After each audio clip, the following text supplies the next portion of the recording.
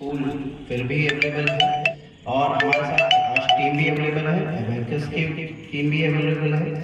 तो जो भी क्वेरीज हैं आप लोग हमें बताएं, स्कूल के माध्यम से आपको वो हम अगर लगेगा फिर से सेशन कराना है या अगर लगेगा कि ऑनलाइन ही सपोर्ट देना है तो कहीं ना कहीं हम आकाश टीम से या एबेकस वैदिक मैथ्स टीम से अवेलेबल रहेंगे और आपके क्वेरीज का आंसर तुरंत दिया जाएगा। जैसा कि ऑलरेडी यहाँ पे स्कूल में होता आया है कि आपकी क्वेरीज कुछ भी आती है, चाहे ऑनलाइन मोड से आए चाहे फिजिकली आप फिर से मिल के क्वेरीज करें, उसका सॉल्यूशन दिया जाता है। बच्चों एक चीज़, हम बहुत सारी चीज़ों को इम्प्लीमेंट कर रहे हैं क्योंकि ये डिमांड है, इस समय की डिमांड है।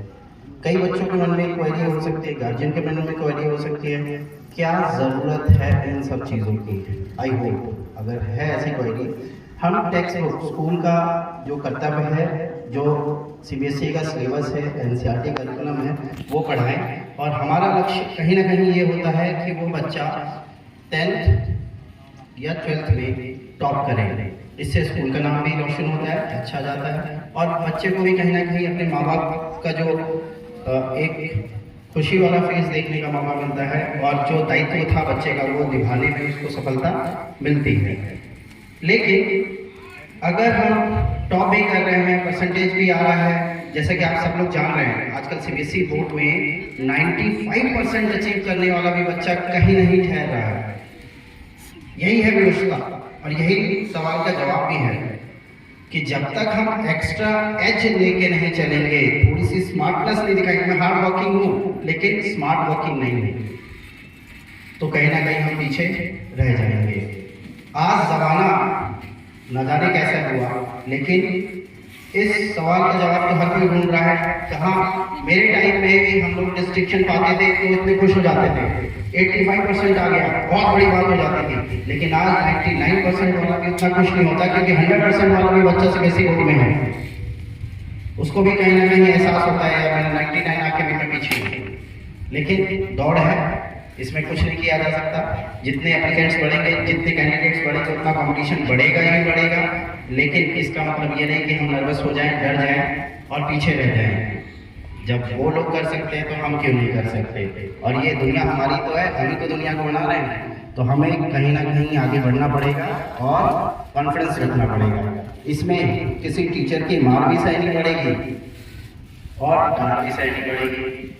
आप जितने मेंटर्स बैठे हैं यहाँ पे, वो आपके भविष्य को बनाने के लिए ही हैं यहाँ। और एक बहुत अच्छी चीज़ इस सेशन से निकल के आई, जो बच्चे दिमाग में फतूर या कंफ्यूजन रखते थे कि किसकी सुने, यूट्यूब में तो इस मेथड से बता दिया, उन वाले सर ने इस मेथड से बता दिया, इन वाले सर ने उस मेथड से बता दिया, कौन सही है कौन गलत है, बच्चा आजकल इसी कश्मकश में रह जाता है। लेकिन जिसको दायित्व दिया गया है, जिनको पढ़ाने के लिए सिलेबस दिया गया है, तो आपको करना बस ऐसा ही है, समझना है।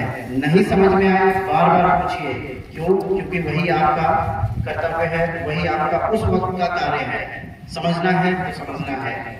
जो नहीं समझाते हैं कॉन्फ्रेंस भी है, प्रिंसिपल तक आइए, बताइए, क्वेरी करिए। लेकिन अगर रिस्पॉन्सिबिलिटी आप लोगों ने, मैंने ली है, स्कूल ने ली है, तो कहीं ना कहीं कुछ अच्छा चाहते हैं, मकसद आपका, वो प्रिंसिपल आपके दुश्मन नहीं है, वो उनका लक्ष्य क्या है, किस लिए बोल रहे हैं, उनका लक्ष्य भी वही है जो आपके माँ बाप का लक्ष्य है, जो आपका लक्ष्य है। कल को न्यूज़पेपर में, हमारे मीडिया पार्टनर हैं, कल के न्यूज़पेपर में अगर आप ही लोगों की फोटो छपेगी, माँ बाप की फोटो छपेगी और आप लोग इंटरव्यू लेंगे, तो कहीं ना कहीं खुशी और वो जो लक्ष्य था वो आप ही का था, जो हमने डांट के, बोल के, पिटाई करके हासिल कराया। तो इसलिए बुरा नहीं मानना है, लगेगा तो आपको ये एहसास करना पड़ेगा कि सभी जितने भी टीचर्स मिले, सर मिले, वो लोग आपको उस लक्ष्य तक ले जाना चाहते हैं और कुछ नहीं। कंफ्यूजन मत रखिए। एक और बहुत अच्छी चीज मुझे आज स्टेज पे मिली, छोटे छोटे लक्ष्यों के साथ टारगेट ओरिएंटेड रहना है। जो डिफरेंस पूछा गया गोल और टारगेट में, गोल थोड़ा सा बड़ा होगा, ठीक, टारगेट मछली की आंख होगा। फॉर एग्जाम्पल, जैसा कि हम साइंस डिवीजन में ही अगर पढ़ाई करेंगे तो नैनोटेक एक टारगेट है, गोल तो साइंस हो गया, ठीक। स्ट्रीम्स एक होराइजन जो है वो गोल हो गया, टारगेट किसी स्पेसिफिक को निशाना बनाना, मुझे करना क्या है। एनडीए विंग है तीनों चीजों की। एनडीए में किस को मुझे टारगेट करना है, मुझे स्पेसिफिकली कहाँ जाना है, दैट इज द थिंग।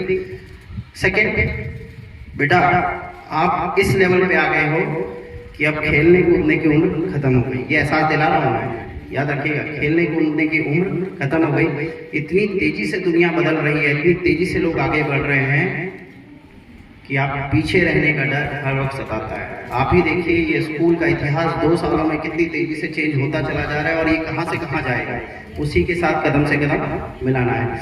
ये जो लक्ष्य है आपके पास, जो समय है, सबसे पहले स्ट्रीम सिलेक्शन का, जिन लोगों का स्ट्रीम सेलेक्टेड है उनको करियर ओरिएंटेड पढ़ाई करने का, टॉप बनने का, साथ ही साथ अच्छे कॉलेजेस पाने का, जैसे आईआईटी की बात हो रही है, ये लक्ष्य है। इसके अलावा कोई और लक्ष्य नहीं होना चाहिए। मैं आपको बताऊं, कहीं ना कहीं माँ बाप की भी भूमिका रहेगी, बच्चों को डिस्टर्ब ना करें, शादी ब्याह फंक्शन छुट्टियों पे ले जाना कम करें, बच्चा जिद कर रहा है डांटे, उसको कंसंट्रेट करने दें। क्यों? क्योंकि पहलू कहीं से भी मोटिवेट भी कर सकते हैं, डीमोटिवेट भी कर सकते हैं। किसी फंक्शन में कहीं बच्चा गया, पता चला कोई ऐसी घटना घट गई कि वो डीमोटिवेट होके आया, वहाँ पढ़ रहा था अच्छा था। कई बच्चे ऐसे उदाहरण आ जाते हैं, पढ़ते पढ़ते अचानक ही चेंज, मूड स्विंग हो गया, नहीं पढ़ रहे, ना जाने क्या हुआ, तो लोग उसको जादू टोने का भी असर कहते हैं, होता है, मैंने बहुत कुछ सुना है। फिर मेडिकल सर्कमस्टांसेस बताते हैं, तबीयत खराब हो गई, क्या हो गया, तो खामखा परेशानी नहीं। यहाँ तक कि इंजीनियरिंग के बच्चों को भी मैंने देखा है कि बालों को उतरवा देते हैं, न रहेगा शर्म के मारे मैं जाऊंगा नहीं वहाँ। आईएएस पीसीएस जो करते हैं या जो भी कंपटीशन की तैयारी करते हैं, वो सारी चीजें, तो लक्ष्य एक ही है। जब तक एक चीज और भी मुझे याद है कि जब उस बच्चे ने वो लक्ष्य बनाया होगा कि फेसबुक का पहला पेज तभी बनाऊंगा जब मेरे पास आईआईटी का बैनर पीछे होगा, ऐसे ऐसे लक्ष्य बनाइए। ठीक, आज अगर आपके प्रिंसिपल कड़वे हैं तो कहीं ना कहीं अंदर से ये सोचते हैं कि आप उस जगह जब पहुंचे तो खुशी, भले ही उस समय मैं आपके पास रहूं ना रहूं, लेकिन खुशी मुझे यहाँ तक छू जाएगी कि मेरे बच्चों ने इतना आयाम हासिल किया। फिलहाल मैं बताना चाहूँगा आप लोगों को कि स्कूल आकाश इंस्टीट्यूट के साथ, अबेकस के साथ टाई अप करके आगे बढ़ रहा है। आप लोगों का कंसर्न चाहिए होगा, अभिभावकों का, क्या अच्छा है क्या बुरा। अब यहाँ से हमारा चैप्टर स्टार्ट होता है कि पढ़ाई कैसे होगी। मेरे पास 2 विकल्प हैं, टीम बैठेगी, हम लोग डिस्कस करेंगे।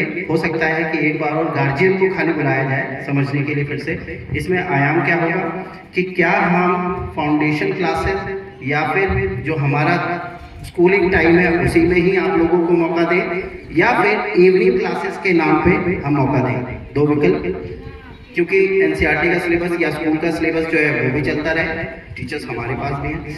दूसरा, इवनिंग क्लासेस में अगर आते हैं तो आप लोगों की एक्स्ट्रा क्लासेस होंगी जो कि एक्स्ट्रा एज होगा। देखते हैं कि इस पे बात बनती है, क्योंकि बच्चे पे ज्यादा प्रेशर भी नहीं जाना चाहिए कि दिन भर ही वो खाली पढ़ाई के बोझ से दबा हुआ है, ये सब कुछ समझना पड़ेगा।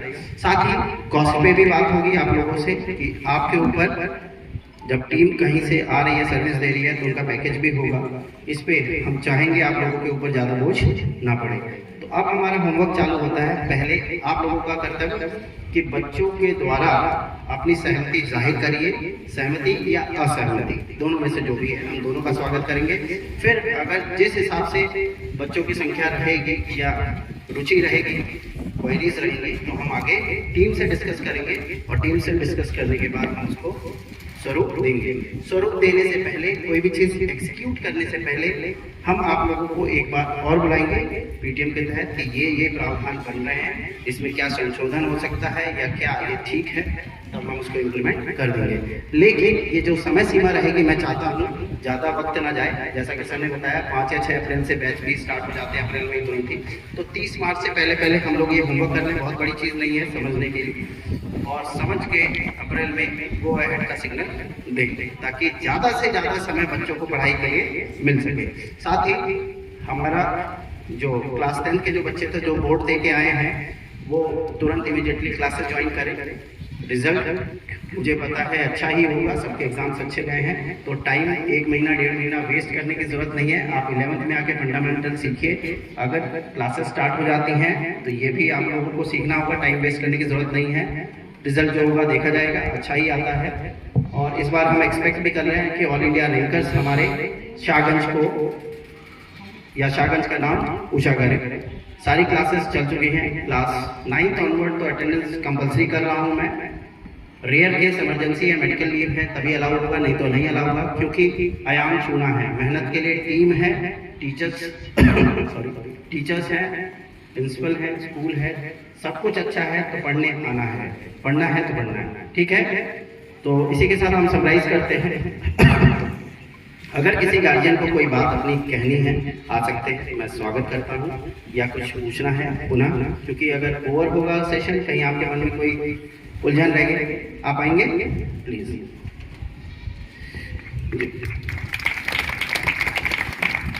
Thank you sir.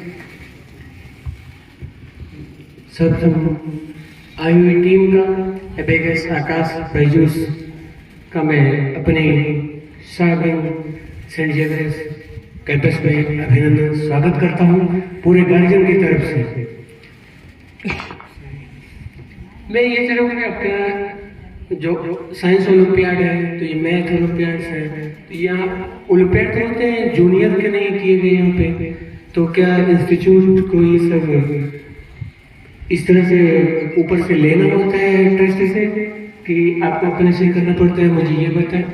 दूसरी, ये जो स्ट्रक्चर है, बहुत सौभाग्यशाली हमें कि चूंकि हमारा ग्रामीण इलाका है, और ग्रामीण इलाके में जो फंडामेंटल चीजें एनसीईआरटी और सीबीएसई के लिए होती है वो हम नहीं प्रोवाइड कर पाते हैं, जैसे उस तरह की सराउंडिंग नहीं दे पाते हैं।